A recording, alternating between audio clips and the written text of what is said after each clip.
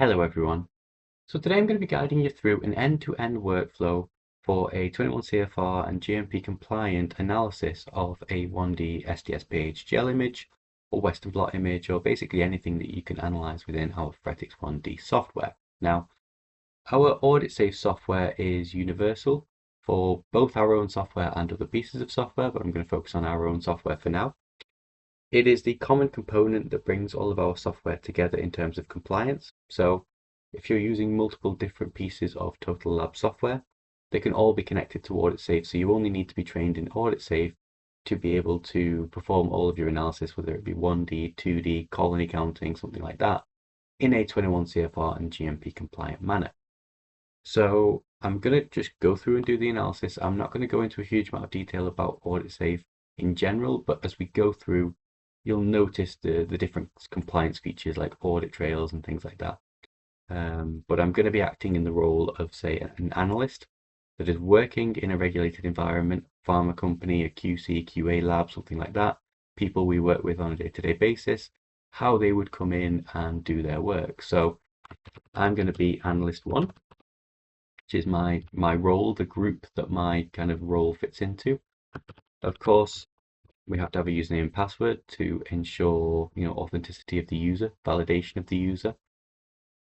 Now, we do integrate with Windows Active Directory or separate username and passwords. We can focus on either. So if you're at a site where they would prefer the cleanliness of being able to keep your Windows username and password as your login for this system, of course, we can latch onto that and use those credentials as well. A lot of big pharma companies like that IT simplicity of having one username and password combination for everything. So I've logged into the AuditSafe software. Now I need to bring in the files that I want to analyze in my compliant environment, which is within AuditSafe. So there are 2 scenarios in which you can use AuditSafe. You can either import data that you've already captured. So let's say you've captured your image file on a scanner in the lab and you're doing your analysis elsewhere. Or you've captured it already and you've transferred to computers and you want to do your analysis separately. Now, this does actually technically create a gap in compliance between image capture and analysis, during which there's no visibility over what happened to that image. The way to get around that, we also have a mechanism for that, is by using an empty project. Now, an empty project is one where we're expecting data to come in. So you can actually scan your images straight into AuditSafe. And that means that as soon as that image is created, as soon as that data exists anywhere, it's trackable. It's tracked within the AuditSafe system. So you don't have this gap in compliance. I'm not going to go any further into that, but I might do another video on it. But just to let you know, we have identified this gap in the market in other products, and we've solved it within our product. So if that's something that you have faced or are worried about, talk to us. We can guide you through how we handle that. But I'm going to be working under the assumption that my image has been scanned somewhere, and now I want to do the analysis in a 21 CFR and GMP compliant manner. So what I'm going to do is I'm going to create a new project. So you can see here I've got a list of all of my projects. This is empty because this is obviously a demo starting from scratch, but I could also search if I had a large number of projects here. And this search is intelligent. So if you have, for example, 100 experiments with one cell line, and you include that cell line name in the name of the project, you could just type that in here and it would show you all projects that have used the same cell line. So I'm going to use a new project, and you're greeted with this box. You need to have a unique project name. Of course, you can't have colliding projects in a compliant environment. Just go for test 1. You can add any notes that you want to keep with your project. So that might be batch number of reagents used, antibody used for visualization, SOP used. We've got lots of areas within AuditSafe to add these kind of free-form notes that you may want to keep with the project for future reference. And then the system's going to ask me what files do I want to analyze. So we can drag and drop files in, or we could just browse and add files in straight away. So I'm just going to add this file in here, which is a kind of a standard Kamasi stained image file. Create my new project, and here we go. So We're on revision 1 of the project. We've got our date and timestamp here. We've got our name here, which is Analyst 1. And we only show an abridged version of the audit trail on the right hand side here, but we can export, of course, the whole audit trail in PDF format using this button here. The reason we keep it abridged is because from an analysis point of view, you're not interested in the audit trail. The audit trail should be something that follows what you've done, but it shouldn't be something that takes focus because it's really just there to track you. It's not anything you can interact with. So we designate more screen space to the things that you can interact with and the operations that you need to take. So you'll see here I've got 3 options. I've got the ability to check out the project, which means to work on it. I can check out a read-only copy of the project, which, as it sounds like, allows me to basically view a project but not make any changes. And this is really good for the sign-off procedure. And there's the request sign-off function. So I'm probably going to do sign-off in another video for the minute. I just want to keep this as short as possible, just around how a 1D analysis will be done in a compliant environment using TotalLab software.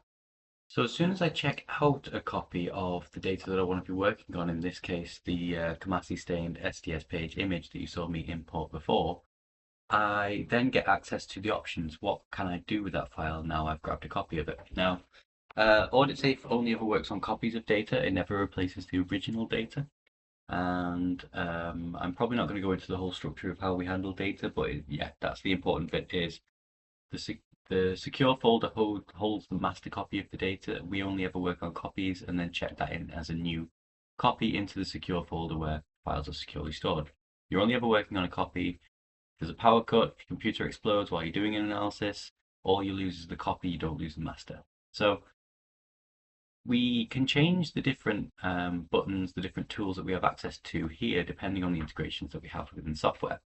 I'm using Phoretix 1D, so I've got the option to analyze my image file, create a multiplex image from multiple image files if I had them, but I don't. View the image file that I'm using, calibrate it using a step wedge, something like that. Apply the calibration that I'm using if I want to copy calibration between different images.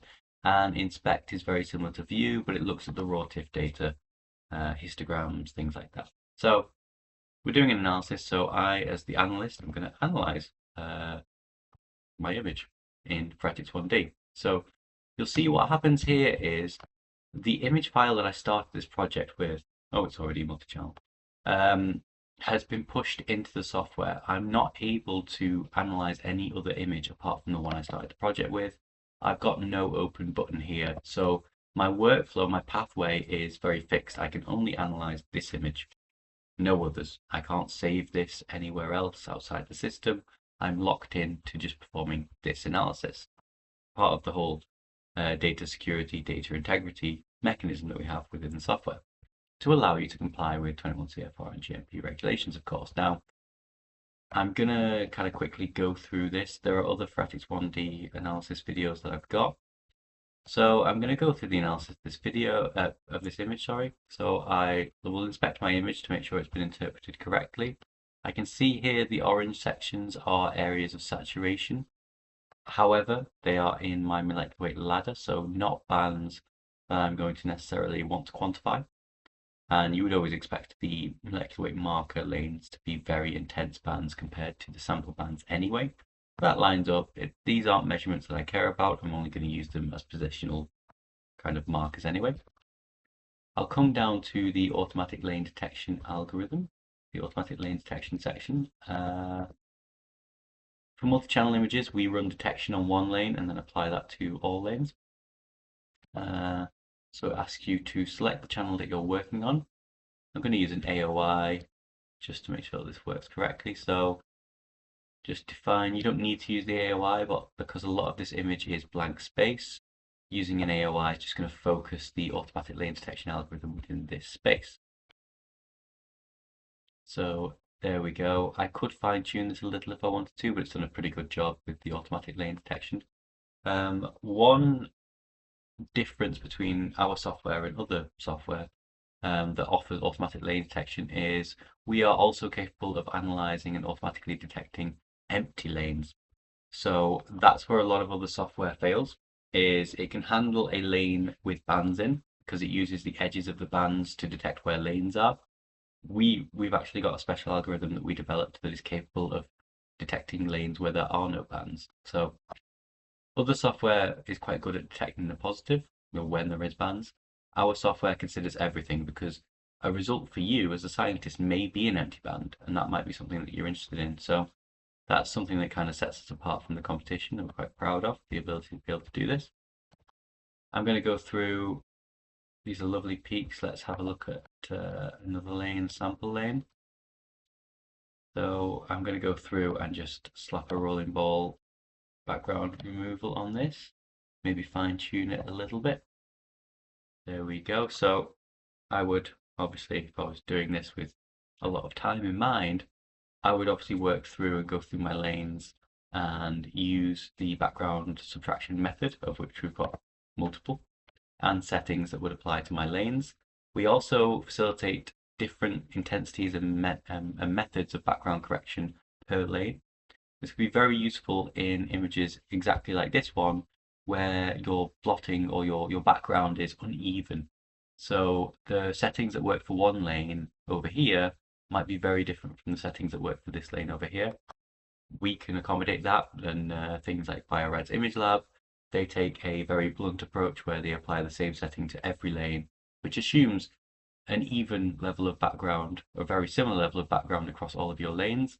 May not always be the case, may lead you to subtract or not subtract enough background from some lanes. Automatic band detection, of course. I'll just hit that. So I've just gone with the default settings here, but obviously we've got manual overrides, and you can change the sensitivity settings and parameters and create your own presets for the automatic band detection algorithm if you want to be pulling those out. Molecular weight ladders, assuming I've used some, I can grab the one that I've used here. So we've got a default library of a few commercially available and quite popular ladders, but you can always add your own if you're using something that we haven't catered for or something that you've designed yourself. That's absolutely fine. So I'll just grab this thermoofficial one here, click on my lane, and you'll see here that if I have two marker lanes, I can combine them. So this accounts for gel distortion across the length of the gel. It's really good to be able to do that. So you can see here that it's basically joined up the markers, and yeah, will allow you to accommodate for any distortion caused by the electrophoresis technique. And then you can choose whichever curve fitting algorithm is correct for you. So it looks like linear log is going to be quite a good one here. What you're looking for basically is the highest R squared number closest to 1. And what that means is when R squared is 1, your curve fitting is exactly the same as the data that you've basically extracted from the image. It means that your results are 100% as expected. So anything, anything maybe 0.97 and above is a good fit. This is not the correct marker for well, this is not the correct template for this marker lane. I don't know what is. So I've just gone random, but that's how you would do it in earnest. I'm not going to go through any normalization or quality calibration, because I'm going to assume this experiment hasn't got any, and I might do videos on those separately. But I'm really more focused on the compliance side of things, how you would analyze something in a compliant environment for this video. And then you would come straight down to your results. So you can choose what results you want to show. So if you use this drop down, you can turn sections on and off. So it means that when you're building your report, so anything you see here is going to go into your report. When you're building your report, you can focus it on the things that matter to you. You don't just get all the data out at once, but you can choose to get all the data out at once if you want. And we can export to CSV, or we can generate a full formatted PDF report, including images, things like that, that you may want to take, export from the AuditSafe system and put into something like a LIMS for long-term storage. But with the confidence that there is an audit trail to back that up within the AuditSafe system. So let's say that's kind of, I'm analyst 1, I've performed my analysis, that's all been tracked, that's all, all of the settings that I've used will be part of the PDF report that I can generate. I'm going to close down Phoretix, click Save. and then I'm going to commit the changes that I've made, aka the analysis that I've made. Again, I get a chance to enter any relevant notes here. So SOP followed. We've obviously already got username, timestamp, datestamp, electronic signature. That's all by default. You can't turn that off or anything. But yeah, you can include anything, any notes that you want to pass off to someone who's signing off this project. So the lab manager, for example, you could say something like unsure on band association in lane 3, band 4. So if you wanted someone to have a second set of eyes on your work, you could pass them notes that way. So let's commit that. And you'll see that we've created another revision here. So the notes that I added on are part of the audit trail now. So anyone that goes back to look on this project in the future, or anyone that signs off this project will know, that I had some uncertainties as an analyst. And we can always go back to review previous revisions of the experiment. So we can see how the data is changing in real time. You can only ever work on the latest version of the data, of the analyzed data. You can only ever analyze onwards, but you can always look back in time in a read-only way to see what the data looked like at each step. So that way we facilitate the ability to open old experiments, but you can't create kind of a branched analysis. There's only ever one analysis. So we've managed to kind of square off the functionality of being able to view how data has changed over time, but maintain the security of only ever having one copy of data that is the analysis. So from this point, say my job's done as analyst 1, I would then request a sign-off. So this would then go to, say, my lab manager. That would be someone with the sign-off permissions defined within the kind of the AuditSafe software itself. They would then log in and be able to accept or reject the sign-off to kind of complete the project. So add any notes here, please sign off. And I know I said I'd do another video on the sign-off procedure because I don't want this one to get too long. But they would then review the work that you'd done using the same mechanisms that I've described here, the ability to go back in time and the ability to check out a read-only copy, and then decide themselves, along with the notes that you've added, have you done the work per the SOP? Or your concerns about the band 4 in lane 3 warranted? Do we want to have a discussion about whether we should change how the analysis was done based on that? There's lots of things we can do, and another thing we can do is add attachment files to a project. So this is a really handy place to put a PDF of your SOP. So even in 10, 15, 20 years, even if your SOPs change for doing this analysis, if you look back in time on old experiments or you get audited by the FDA, you can say, well, this experiment might not match the SOP that we have today, but at the time we used this SOP and here's a copy of it and it was done correctly for the time. So AuditSafe allows you to kind of capture the moment in time along with all of the experimental data alongside it to really have a very strong case to present to the FDA or the EMA or whoever may be the governing body in your country, to say this is how, this is all about secure data, this is how we handled it, this is how we did it, this is how it matches up with everything that we've kind of written down, documented on site, quality systems, things like that. It builds a really rigorous, strong case to keep your data safe and, to comply with those regulations and regulations in the future. So I'm going to leave that video here. I'll probably do some supplemental videos kind of going deeper dives into topics, but as a whole, that's how you would perform a 21 CFR and GMP compliant analysis of a 1D image using the combination of our AuditSafe software and our Phoretix 1D software. If you've got any questions about 21 CFR compliance in this area, or if you want to try out a demo, please check out the links in the description below. Feel free to get in contact with us, leave a comment, message us through our website. We'd be happy to help you out.